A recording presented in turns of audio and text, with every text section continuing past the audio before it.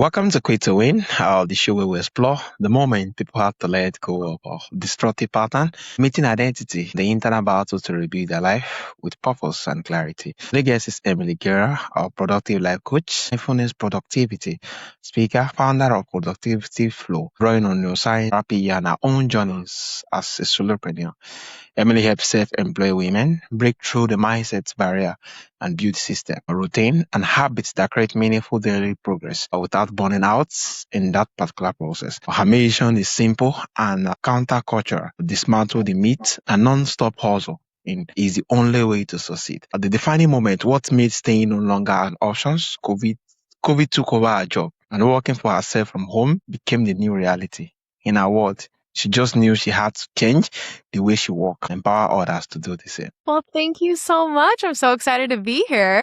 Yeah, thank you so much, Emily. So, Emily, losing your job in the COVID now wasn't a choice. It's a forced transition now. What did you have to quit believing about how work was supposed to look like before you could build something that actually fits into your life? Yeah. So prior to COVID, I was actually a wedding and event planner. And so I was if I'm being honest, I was addicted to the hustle. I was addicted to waking up in the morning, working all day long, and then working at night, events, going on the weekends and doing events, and then starting again on Monday and barely having any days off. I really was kind of glued to this idea that I had to constantly be moving in order to be successful.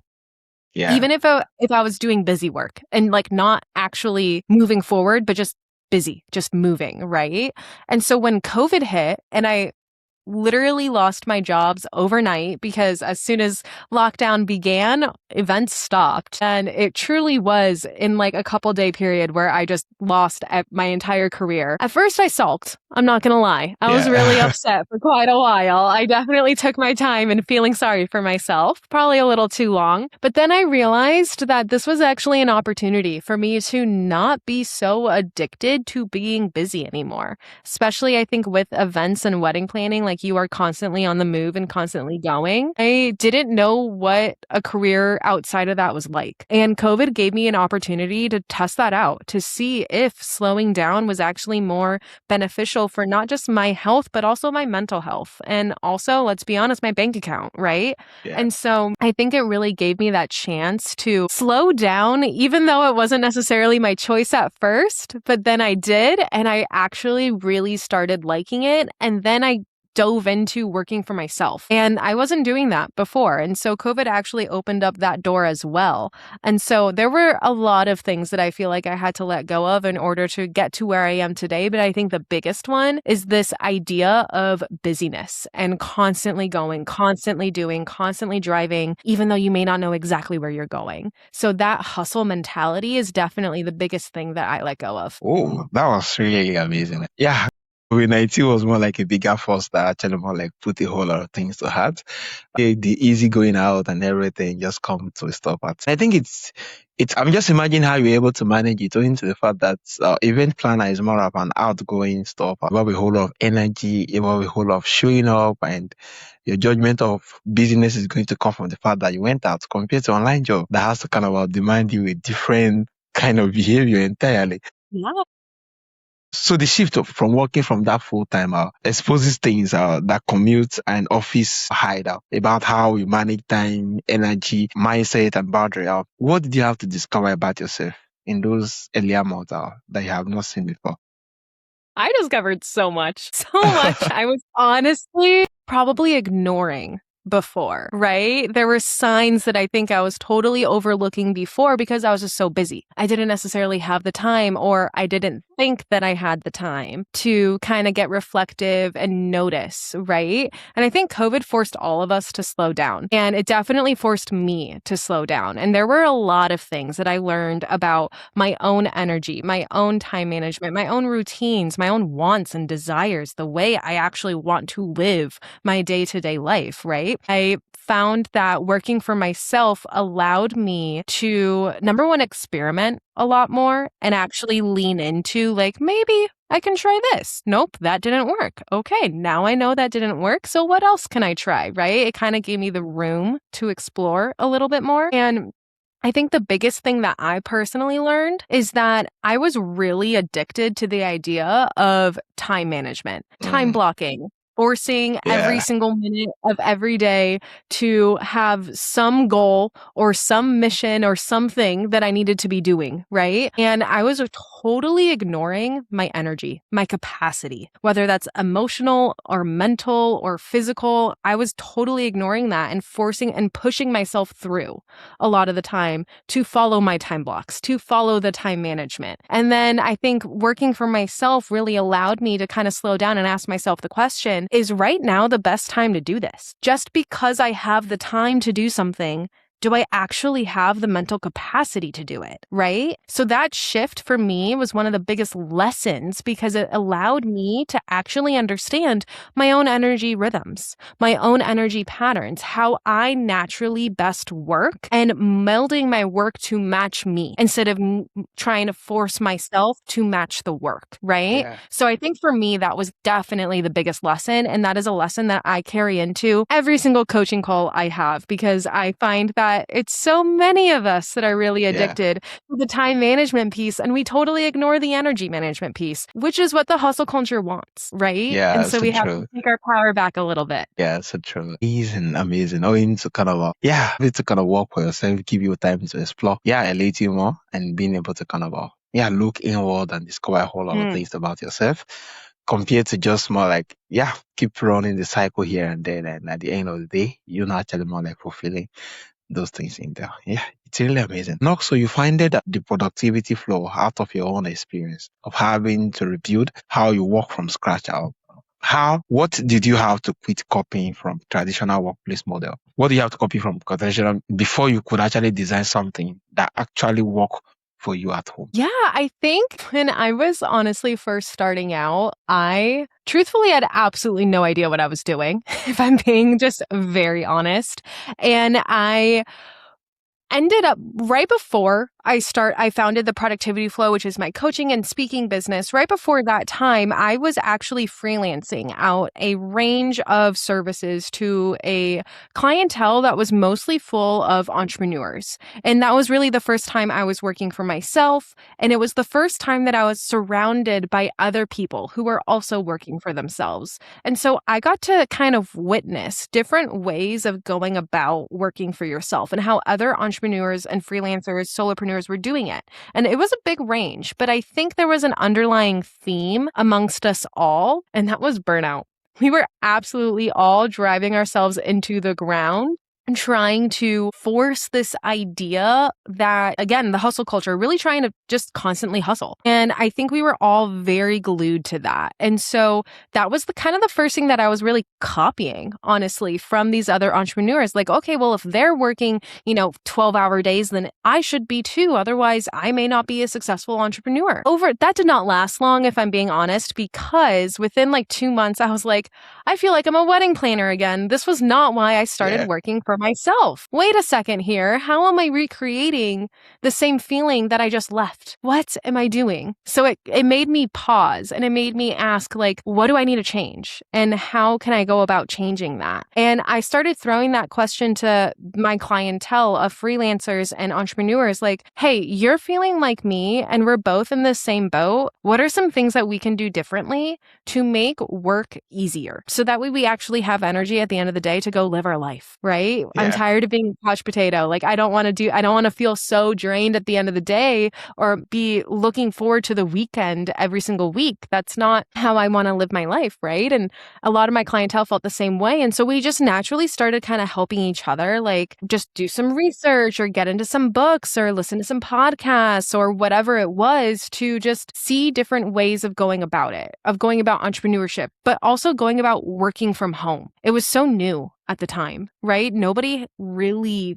had ever done it consistently. And so that was new for a lot of us as well. And so I think the biggest thing that all of us really learned to let go of is kind of going back to what I said at the beginning also is the idea of busyness. right? I don't have to fill every single hour of my Yeah. day.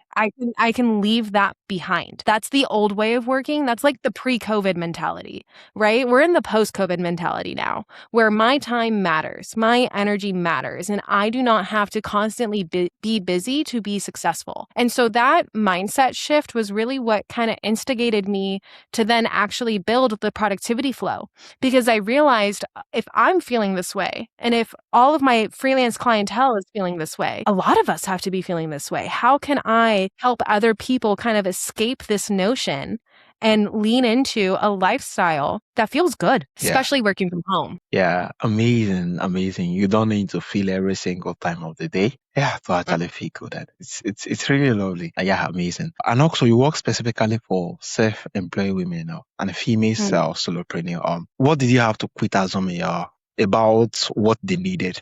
The motivation, the time, the mindset, or the discipline before you could see the real barriers was almost always mindset. I think the biggest barriers are always the mindset barriers that we set against ourselves. Yeah. And we try to use productivity tools like time management or discipline or Yeah. anything else that you just listed as a way to get over those mindset barriers, but they're always band-aid solutions. And we end up going right back to the mindset that was keeping us stuck. And it turns into this cycle. And I see this in everybody, if I'm being honest. But being a self-employed woman myself, I tend to lean into helping self-employed women like me who do tend to get stuck in these mindset cycles that really do keep us stuck, right? And so I think using productivity hacks such as time management or leaning into productivity systems to help improve our discipline or improve our motivation, those are fantastic only if we can also tackle what's going on internally,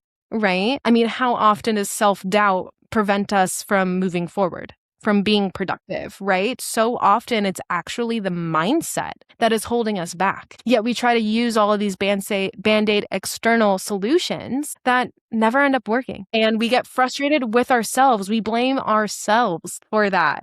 The irony, right? And so that's really why I think I lean into helping self-employed women more often. And the biggest theme that I see in terms of barriers and how we lean into those barriers or try to use just hacks as a way to escape them. Yeah, this is really lovely, especially more like the idea of work is differently changing. So other than just filling up the whole time, now it has to be from the fact that, you don't need to fill up the whole time. You just have to take some certain rest. Productivity is not about working all day long No, and it's still no not. vacation. I think that has to kind of deal with the whole lot of things when it comes to mindset, because compared to the notion of if I'm productive, that means I have to fill up all the whole time. I have to be constantly engaging things. I have to be constantly showing up. I have to be constantly displaying energy. And it's really a whole lot of difference, because it's easy to feel guilty when you're not doing that. If your mindset before now is more of, I have to keep showing up every now and then without no stop. It's a lot. And also you It is a integrate. lot.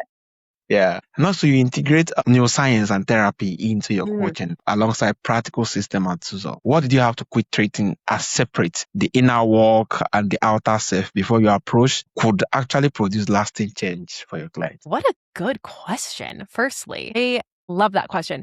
So what do we have to quit treating as two different things with the external and the internal? Honestly, I think so often we view self-talk as an internal problem only, right? Something that, we do to ourselves that just stays inside. That's not reality, though, if we really think about it, right? Our self-talk is kind of the first step to acting or not acting. If we, boil it down to the way you speak to yourself creates motivation or it stops your motivation. It keeps you stuck or it keeps you going, right? And so self-talk, I always call self-talk a productivity tool. It very much is. And the reason I talk about it in that way is because I do unite neuroscience learnings with therapy techniques, right? And that's just from a lifetime of being in therapy myself and me honestly being a little bit of a nerd and loving neuroscience and loving learning about it and how the brain works and hacking it and making it work in our favor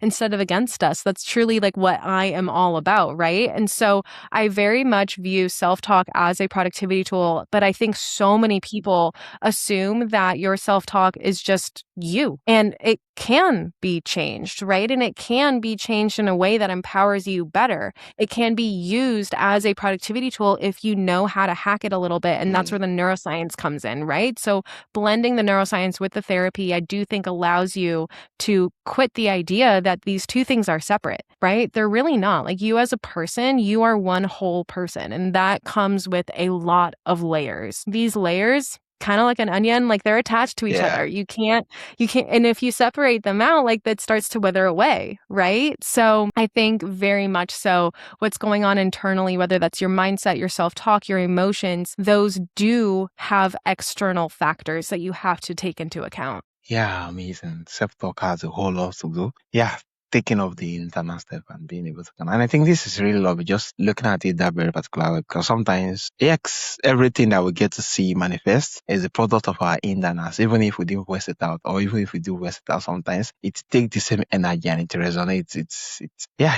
It's amazing. And also, what does a self-employed woman give you when she finally stopped measuring herself by someone else's standard? Ooh, well, this actually, I think, goes back to or I guess we haven't really talked about this idea yet, but I talk about it a lot, and that is really redefining what success actually means to you, right? I think so many of us consider society's version of success as our version of success, and therefore we measure everything to that external version. Yet in reality, a lot of the things that matter to other people externally don't actually matter to you. Yeah. But you haven't slowed down and truly asked yourself if that is the case. What does truly matter to you? And how can you go about your day that leans into what matters to you even more, right? And what does that version of success look like for you?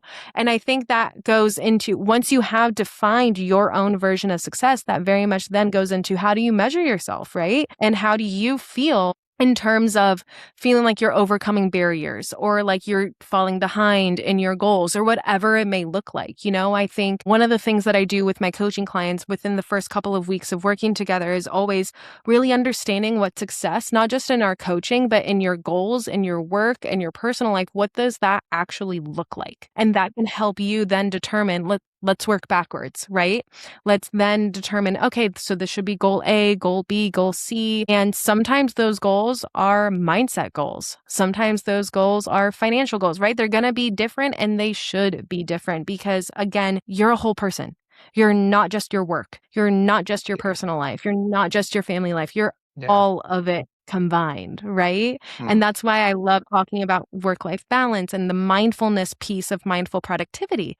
I think everybody kind of discounts that a lot of the time. Yeah, amazing. You have to define what success is to you. And I think from that definition and looking at things deeply, just speak a whole lot different compared to, I think the normal route people define success seems, I think is way, way different from what the online world actually got on this. The definition of success according to the norm from the society is more of the physical work, which is more of showing up every now and then, earning the success, earning certificate, and so for women listening right now, who is working from home, feeling overwhelmed, not sure if the problem is her schedule or herself, or what is the first thing she needs to quit telling herself? I think the first thing to quit is the idea that rest is a privilege or an extra, right?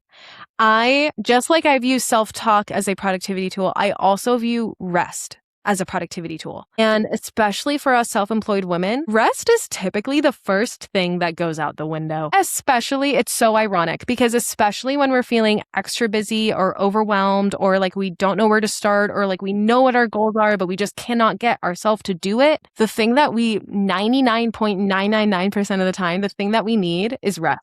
We need a break. That's how the brain works. The brain cannot constantly be going and doing. We exhaust ourselves that way. And we make it so hard for ourselves to move forward. And so prioritizing taking breaks, prioritizing having real meals, right? Prioritizing getting out and getting fresh air if that is a possibility for you. Prioritizing as much sleep as you need, right? 7 hours, 8 hours, 9 hours. It's going to be different for everybody, but actually learning what do you need? Giving yourself that maintenance allows you to be 10 times more productive. You will get so much more done in less time if you feel rested. And I know that especially for those women who have kids or they are caretakers in some way, it gets harder. It absolutely gets harder. And I will never diminish that in any way, shape, or form, right? Let's say you have young kids, their nap time is now your nap time too. When they go to bed, you go to bed, right? Like you Yeah. kind of have to parent yourself the way that you're parenting them. And that's a shift. I totally understand that. And I know that sometimes we feel like we just want our own time to ourselves. Yeah. Rest is that time for ourselves, right? It's much more valuable than binge watching a Netflix show, for instance, which Yeah. I know a lot of people will kind of do as like their revenge rest, right? Like I need to have my own like TV time or whatever it may be. So I just encourage everybody to actually really seriously reflect and understand that if I'm truly struggling to hit my goals or even figure out what success means or just do the bare minimum each and every day, and I'm so overwhelmed and I'm beating myself up a ton for it, the foundational thing to do, rest. Even just like letting everything else go for a week and prioritizing 8 hours of sleep a night, you're going to feel transformed by the weekend. You really will. Yeah, amazing. That is, taking a break, prioritize getting a real meal, prioritize going out, and just take rested. Yeah, this is really amazing. Thank you so much for sharing. So lastly, why do people resist the very thing that will help them? The deep question. You know, I think there's a lot of reasons why we resist the thing that we know we need. I think it depends on what our situation is a lot of the time too. I think half the time it is partially our brain trying to protect ourselves in some way because the thing that we know we need is a little uncomfortable. It's a little hard. It's a bit of a challenge, right? And we know we need it, but our brain, we're already so overwhelmed. So our brain is like, girl, you're going to try to do more? Like you're crazy. Yeah. Let's just avoid it. That's a tomorrow thing. Don't worry about it. We can get to that later, right? And the reason our brain does that is because our brain is wired for protection. It's wired for comfort. Right? And sometimes we have to just get over our brain's natural wiring and retrain it a little bit to get comfortable in the discomfort. That is a big challenge and that takes practice. It absolutely takes practice, but it is incredibly doable, right? I've seen so many coaching clients at the start of our coaching together, they kind of refuse to do anything that is a big challenge to them. By the end of our coaching together, they are excited for the challenge. They want something new to sink their teeth into, right? And seeing that transformation is a result of actually rewiring your brain to get comfortable with the discomfort. So I think from a neuroscience lens, that is typically the biggest reason why so many of us will resist what we know we need. I think from a therapeutic lens, from more of a mindset lens, we get comfortable in kind of feeling stuck, right? Because it's something that maybe we're just used to by this point and we don't know any better, or we rationally understand that yes, we need something more, but to get there feels like such a hard push that we just allow ourselves to kind of let it go, right? Like, well, this is the best I can do. Or, we give ourselves that kind of self-talk that totally keeps us stuck, right? So I think a lot of the times it's both reasons happening at once. And that's where retraining our brain to get comfortable in the discomfort is incredibly powerful for honestly all aspects of our life. Yeah, amazing. Yeah, get comfortable in the discomfort. Yeah, this is really amazing. Easier said than done. Easier said than done for sure, but it is possible. Yeah. Easier said than done. So it's really lovely. It just shows that I think through practice and having more like a coming for coaching, make it easier to actually want to get started. Being that, the brain can be so difficult owing to it's not a familiar route. Yeah, being comfortable in discomfort, it's quite a hectic stuff being that's not what you're used to. Yeah. Amazing. Thank you so much, Emily. This has really been amazing. So where can my listener find your coaching program, courses, and free resources? Yeah, you can find all of my information at theproductivityflow.com. You'll see all my coaching programs on there, my online course. I also have a ton of free resources on my blogs. So definitely go check those out. I always create like guides and workbooks and fun things that are always free. And then if you wanted to listen to some more podcast episodes just like this one, I have a bunch up there as well. Yeah, amazing. Thank you so much, Emily. Thank you for a reminder that, Hustle without purpose is just exhaustion. With a good stories and that sustainable productivity, start with you, quit, not what you add. It's exactly what this audience needed. From our audience who love to reach out and explore her program, the coaching, the courses, the free resources, and the various ways to actually connect with her. Check the show notes and you see the link to easily reach out. Remember that staying inside a hustle culture that wasn't never built for you is never a safe option. Building a flow that actually fits your life is. Now, once again, the pleasure and honor have you on the show, Emily. Thank you. This was so fun.